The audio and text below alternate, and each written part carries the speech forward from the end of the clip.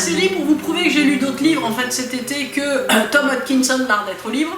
J'ai lu un autre livre qui s'appelle, j'ai oublié le titre, Slow Life, en tout cas ça s'appelle La vie lente, et c'est par une copine de Pierre Rabhi, c'est publié quelque part aux éditions Actes Sud ou quelque chose comme ça. C'est un petit livre, vous savez, les cahiers Feeling Good, bien-être, etc. Pourquoi j'ai lu ce livre ? Parce que c'est une copine de Pierre Rabhi et je suis une fan inconditionnelle de Pierre Rabhi, d'abord. Et c'est vrai, en plus, je lis tous les livres de tous les gens qui ont publié autour de lui, etc. Moi, je suis très très exhaustive, en fait, dans ma façon de faire. Donc, en fait, je lis tout le temps, et surtout Tom Hodkinson. Dans Slow Life, en fait, elle dit pas grand-chose que des choses que je savais. C'est-à-dire que ralentir permet de vivre. En fait, c'est pas ralentir. Hein. Slow life, tout de suite, on se dit si je suis en vélo et que je ralentis, je vais tomber, en fait. Et ben non, en fait, c'est pas ça, la slow life. Slow life, c'est simplement, en fait, vivre, d'après ce que j'ai compris. En fait, dans le livre, c'est un livre de 100 pages, et en fait, elle dit « apprenez à vivre ». Et ça fait très très peur, en fait, dans notre société, quand elle dit ben, vous faites un repas, vous mangez un repas, c'est pas la peine en gros de vous précipiter ventre inter sur l'activité d'après, ou bien vous êtes en train d'attendre le bus, vous savez, un abribus, et là vous avez petit bonbon mange gros bonbon sur le téléphone, tic tic tic tic, ben, c'est pas la peine en fait, regardez juste le ciel en fait, c'est vachement plus intéressant que bonbon mange bonbon. Tout simplement, la slow life c'est vivre, c'est-à-dire c'est arriver à accepter d'avoir ce qu'on appelle des temps morts. Pourquoi, c'est quoi le temps mort? Déjà, quand on dit temps mort, on se dit, mais qui l'a tué? Bah vous, en fait. C'est ça l'idée. Puisque, si vous voulez, un temps mort, c'est simplement un temps qui ne serait pas rempli de quoi? D'une productivité. C'est quoi la productivité quand vous jouez à bonbon, casse-bonbon? Ou, voilà, ou tue bonbon. Hein. C'est quoi la productivité? La productivité, c'est que vous allez avoir un score. Si vous allez avoir un score, vous pouvez concourir en vous connectant à d'autres qui jouent à ce même jeu. Et vous allez pouvoir devenir le champion de bonbon tue bonbon. Ok. Et bah rien, vous aurez un score. Donc ça vous rappelle quoi? Ça vous rappelle que vous êtes dans un challenge. C'est quoi la slow life? C'est arrêter de penser qu'il y a un challenge. C'est-à-dire que si vous achetez une boîte de Lego à votre nounou, voilà, la mienne ne joue pas au Lego, elle n'a jamais compris à quoi ça servait en fait. Moi j'aimais bien les Lego quand j'étais petite. En fait, vous avez remarqué, j'ai 47 ans. Quand j'étais petite, j'ai eu un jeu de Lego. C'était une boîte avec des Lego. Toutes les couleurs, très très jolies. J'étais super contente. Aujourd'hui, vous offrez à des mômes des Lego, ils ont d'abord le plan.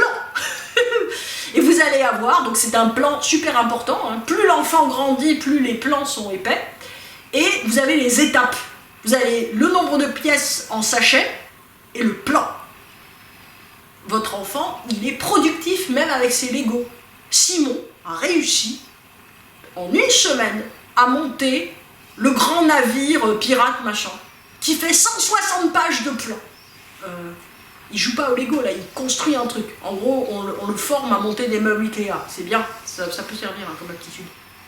Ok, ça veut dire qu'aujourd'hui, un enfant est là, même dans ses jeux, pour obtenir une productivité, un score, une capacité, un résultat objectivement mesurable. Si vous construisez la tour que vous avez dans votre tête quand vous avez 8 ans avec un bac à Lego, tout le monde va dire, surtout votre famille qui seront très bienveillants et très gentils, c'est super mon doudou ce que tu as fait. Voilà. Mais on ne pourra pas le mesurer. Ça n'a pas d'intérêt. Ce qui n'est pas mesurable n'est pas intéressant. C'est ce que dit cette fille. Et c'est passionnant. En fait, à force, au début, je l'ai lu, je me dis, et alors, il n'y a pas une idée dans ce truc. Et si, puisqu'elle dit que d'une certaine façon, tout dans notre société, même les petits temps morts où vous attendez le bus, doit être productif. C'est productif. Si vous marchez, ça n'a aucun intérêt si vous n'avez pas un compteur de pas. Ouais, j'ai fait 10 382 pas et demi aujourd'hui. Waouh, demain je battrai mon record. Ah bah non, j'ai une sciatique, je peux pas. C'est embêtant. En fait, marcher n'a aucun intérêt si vous ne pouvez pas mesurer. Ouais, j'ai fait 20 km en vélo. Ouais, c'était bien le paysage en fait. Oui. Et ainsi de suite. C'est-à-dire que vous avez besoin de mesurer tout le temps. Pourquoi vous avez besoin de mesurer? Parce que vous avez été à l'école. Et à l'école, on vous a appris qu'il fallait mesurer. Quand Pierre Rabhi dit « nous ne formons pas des êtres humains, nous formons des consommateurs », il a raison. Des consommateurs de quoi? C'est pas simplement des gens qui vont aller au supermarché. De toute façon, les pauvres, ils n'auront pas beaucoup le temps d'aller au supermarché. Hein. Même pour s'amuser, ils n'auront pas le temps. Ça sera pour leur loisir. Parce que qu'est-ce qu'ils vont faire? Ils vont gagner de l'argent. La productivité, c'est ça. C'est-à-dire que quoi que vous fassiez, il faut que ça serve à quelque chose. C'est-à-dire que ça n'a aucun intérêt de faire quelque chose si ça ne sert pas. Si ça ne sert pas, c'est-à-dire si d'une certaine manière, ça n'a pas une valeur évaluable. Si vous ne pouvez pas le vendre, l'acheter au moins à vos voisins, ou bien l'évaluer. Et d'ailleurs, c'est pour ça que vous avez, c'est ce que dit cette fille, et c'est ça qui fait que j'ai relu le livre depuis la page 1, je suis un peu lente en fait, donc j'ai besoin de lire plusieurs fois, et en fait, elle avait montré une petite image avec la chambre d'un enfant. Le tapis de la chambre de l'enfant, c'était un jeu d'addition. Et il y avait écrit « Mes petits pieds apprennent à compter ». Et je me suis dit « Ah ma zette !» Effectivement, un jeu, c'est un jeu éducatif. J'avais déjà remarqué que, effectivement, si vous achetez un cahier de vacances, un livre de maths ou bien un jeu éducatif, en fait, ça devient la même chose. C'est-à-dire que quoi qu'il en soit, vous devez développer des aptitudes. Est-ce que ces aptitudes vont vous servir à quelque chose? Ça, c'est pas sûr. En tout cas, ça va vous permettre d'accumuler des connaissances. Là encore, Rob Hopkins, vous savez, c'est lui qui a écrit « Et si on imaginait l'avenir » en anglais, ça donne... je pourrais pas vous traduire, mais ça veut dire si tout d'un coup rentrons dans le domaine du what if, c'est-à-dire rentrons dans le domaine de l'imagination. C'est-à-dire au lieu de vous dire, eh bien, essayons d'une certaine manière de regarder la maison monde qui est en train de s'écrouler, la maison terre qui est en train de s'écrouler, si on essayait de trouver des solutions alternatives. Vous savez, c'est tous ces penseurs de la consommation, vous savez l'histoire, moins de biens, plus de liens. Voilà, il est pareil, il est dans la tendance, il est en Angleterre, il a fait des trucs super. Bon, il a écrit aussi beaucoup de livres. Toujours est-il, si vous voulez, que lui, il bavardait en fait avec des potes et il disait tout simplement, c'est marrant, on a 20 ans, on est des bons à rien, on sait rien faire. On a le bac, on sait, d'ailleurs pas avec mention, mais on sait rien faire. Effectivement, moi quand j'ai eu mon bac, j'avais 17 ans, je savais rien faire. Rien, un tout petit peu, mais pas grand-chose. Vraiment pas grand-chose. Et au fond, j'étais très productive. J'avais eu des bonnes notes aussi, mais je ne savais rien faire. Et le gros problème de l'être humain, c'est qu'il peut accumuler des connaissances et ne rien savoir faire. Et le gros problème, donc, avec cette histoire de slow life, c'est tout simplement de sortir de la productivité pour rentrer dans ma fameuse créativité. C'est pas la mienne, hein, pour rentrer dans la créativité. C'est-à-dire que si, au fond, vous sortez de la productivité, il y a une chance que vous commenciez à vivre. Mais ça suppose d'une certaine manière de sortir d'une peur. L'éducation crée la peur.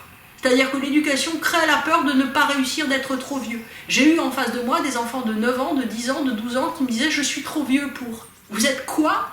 Je suis trop vieux pour. C'est trop tard pour moi. Formidable. Vous avez tous remarqué autour de vous, enfin moi en tout cas j'ai remarqué que les enfants qui ont aujourd'hui 10 ans, 15 ans, c'est pas les enfants qui avaient 10 ans et 15 ans à ma génération.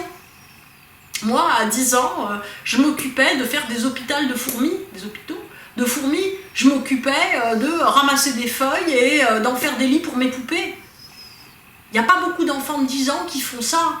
Les enfants de 10 ans sont des petits hommes et des petites femmes d'affaires. Certains jouent, mais très peu, de moins en moins. En fait, c'est pas de leur faute. C'est la faute, d'une certaine manière, d'un engouement de la société, d'un emballement de la société. La slow life, c'est simplement arrêter de vouloir être productif dans ce qu'on fait et faire ce qu'on a à faire. Vous pouvez être dans la slow life et faire la ferme du Bec et Loin comme Charles et Perrine, qui ne sont pas des gens qui sont dans la productivité, qui sont des gens qui sont dans le faire, tout simplement, et qui bossent tout le temps. Sauf que, ils bossent tout le temps parce qu'ils ont un idéal, ils bossent pas tout le temps pour gagner de l'argent, ils gagnent de l'argent parce qu'ils font un truc, ils sont en accord avec eux. C'est toujours la même question, l'argent est d'eux. Donc en fait, ce qu'il faut apprendre avec cette histoire, si vous voulez, de l'éducation, c'est que l'éducation devient quelque chose qui est une éducation à la productivité. Moi, j'ai un grand questionnement avec l'éducation Montessori, Steiner, toutes les éducations alternatives, parce que quoi? Parce que tout simplement, je me dis, mais c'est exactement en fait ce qui devrait se passer à la maison. Sauf que les adultes ne sont pas disponibles pour s'occuper des enfants. Parce qu'ils doivent gagner leur vie. Donc à partir de là, ce sont des ersatz d'école à la maison, l'école Steiner ou l'école Montessori. Alors que de l'autre côté, il y a le vrai système qui permettra à des enfants d'être évalués. Pierre Rabhi disait, moi je suis un autodidacte, être un autodidacte, il était nul à l'école, et après il s'est mis à lire et à écrire, et il écrit très bien. Et en fait, ce qu'il dit, c'est que comme je suis un autodidacte, ce que très longtemps j'ai fait n'a pas de valeur, jusqu'au moment où il devient un fondateur. Et c'est ça le problème. Si vous ne pouvez pas évaluer quelque chose, ça n'a pas de valeur jusqu'au moment où ça devient une norme de valeur. Et la question, si vous voulez, c'est que quand on a un enfant, c'est très compliqué de se dire je vais sortir de l'éducation à la productivité pour essayer d'en faire un être humain.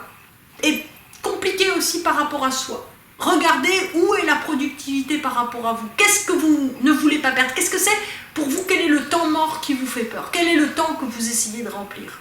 Et toute cette question-là, c'est ça en fait. En fait, je vais me rappeler du nom, c'est Candy Crush, le petit jeu là, qui doit dater de 45 ans en arrière, comme d'habitude avec moi. Mais si effectivement vous jouez à Candy Crush à l'abribus, quelque part vous ne vivez plus. C'est ça qui vous fout dans la productivité. Si vous consultez vos mails en vous réveillant, c'est pas parce que vous avez peur de rater quelque chose. C'est parce que d'une certaine manière, vous avez besoin de vous dire je ne suis pas à out de la course, je ne suis pas dehors, je suis dedans. Mais vous êtes dedans quoi? Vous n'êtes pas dedans votre vie. Après, si vous avez envie d'appeler un ami, de regarder vos mails, il n'y a pas de problème. Le problème, c'est que si c'est un temps mort que vous essayez de combler, ça ne va pas. Il va vous passer quoi là? Si vous êtes en lien avec ce temps mort, eh ben, vous allez vivre et il va revivre ce temps. Donc tout à coup, ça peut être un temps qui vous donne envie. Et ce qui est très douloureux, c'est que quand on se rend compte que, par exemple, on est très fatigué, donc on est toujours à l'abribus, et puis on prend le téléphone pour jouer, et puis on ne le fait pas. Parce qu'on est fatigué, parce qu'on a mal à la tête. Tout à coup, qu'est-ce qui se passe? On regarde le ciel, et tout à coup, on se dit, mais j'en ai marre, en fait. J'en ai marre de courir, j'en ai marre de plus arrêter, j'en ai marre, je suis fatiguée. Et c'est justement encore ce que décrit cette jeune femme, qui explique que c'est comme ça qu'elle a eu un burn-out. Parce que justement, à un moment, elle en a eu marre de remplir jusqu'à la dernière seconde chaque moment. Et justement, ces temps, qui sont des temps, j'ai envie de vous dire, de faille dans la brèche de la productivité, ces temps, ils vous ressourcent, ils vous reconnectent avec vous-même. Et à partir de là, ce sont des temps qui vous donnent, qui commencent par en fait vous rendre triste parce que ça vous donne envie de vivre à nouveau, tout simplement.